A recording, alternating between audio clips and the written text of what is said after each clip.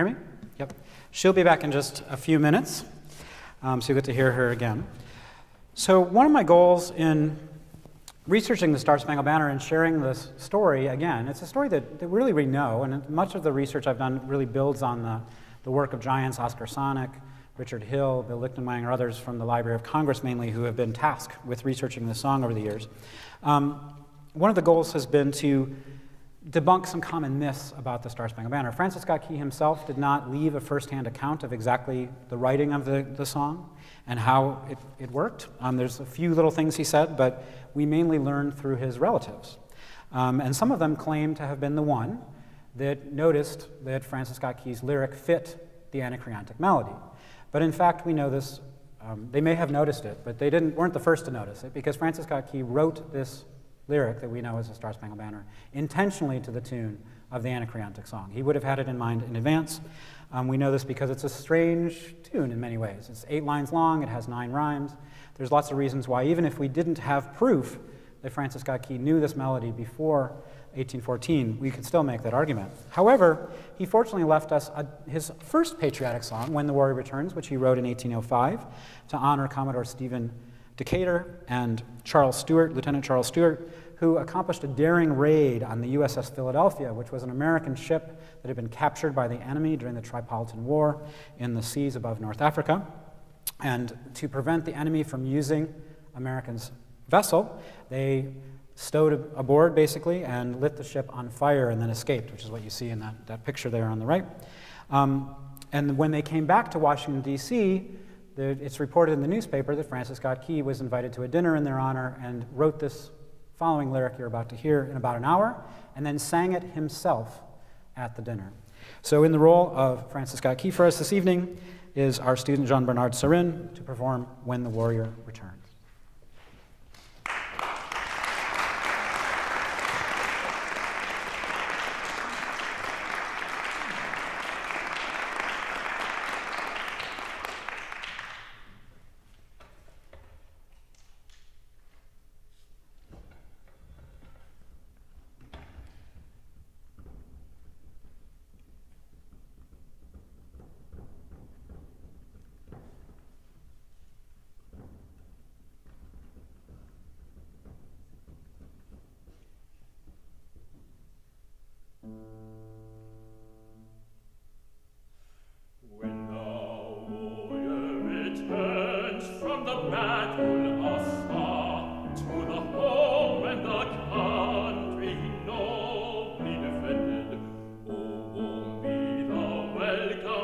Gladden his ear, and loud be the joy that his perils are ended.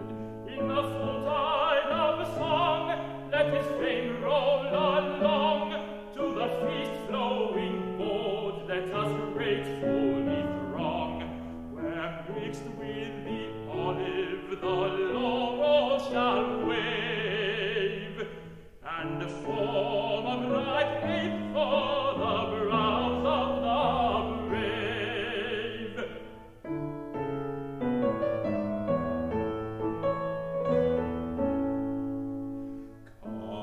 Columbians, the band of your brothers behold, who claim the reward of your heart's warm emotion, when your cause, when your honor urged onward the bold.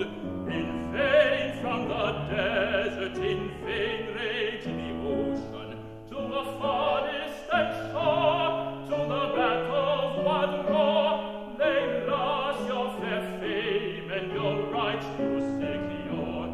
Then mixed with the olive, the laurel shall wave, and form a bright wreath for the brows of the brave.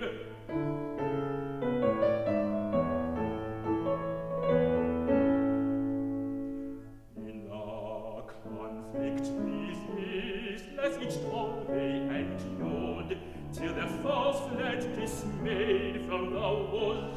Desolation and pain beamed the crescent, its splendor obscured by the light of the star-spangled flag of our nation, where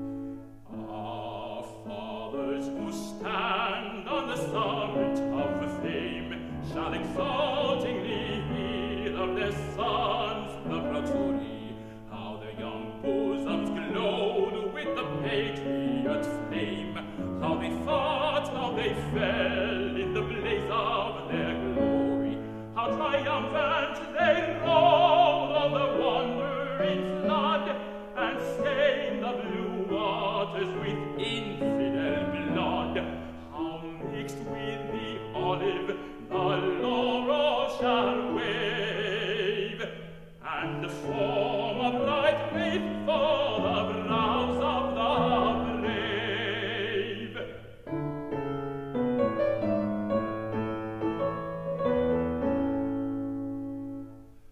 Then welcome the warrior returned from afar to the home and the country he nobly defended.